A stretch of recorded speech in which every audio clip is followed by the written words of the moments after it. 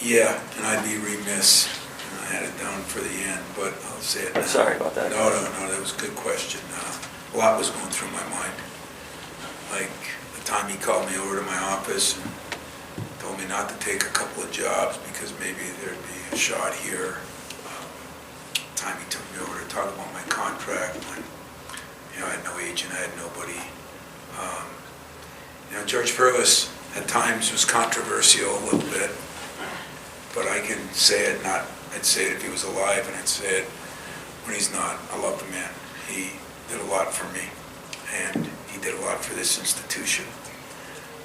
He really did.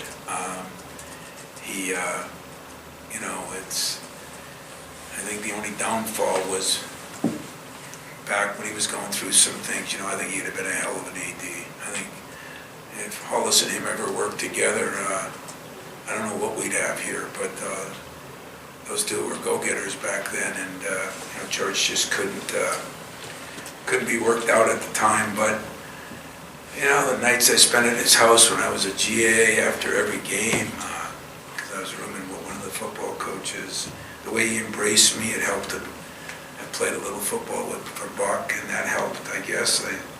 They were so close.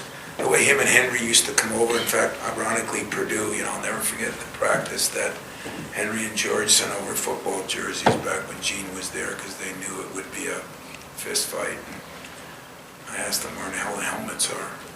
And,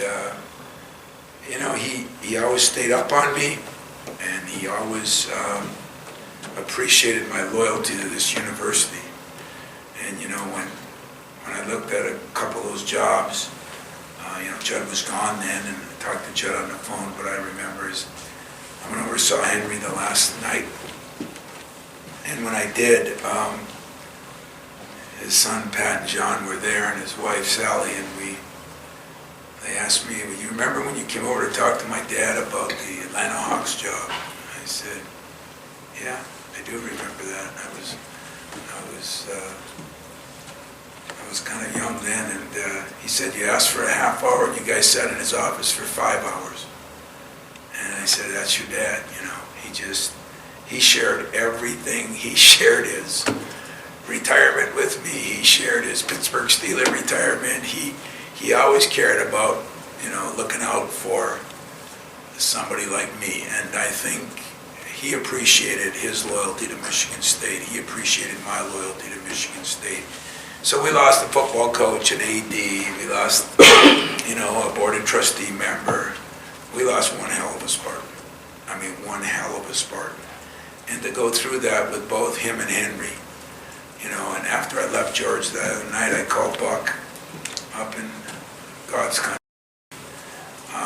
Those three guys did a lot for Tom Izzo, a lot. And so when I sat there, I totally immersed myself in thinking about all the cool things he did for me and the times he'd open up his door, the times I'd bring a recruit over, and he talked to him about walking the streets and walking the sidewalks, and he said it with so much passion. I wanted to sign before he was done. He just had an incredible love for this place. So, gonna miss him. Didn't want him suffering. Gonna miss him, but not gonna forget him. He had that kind of impact on me. Seems like a great way to end it. All right, guys, thanks.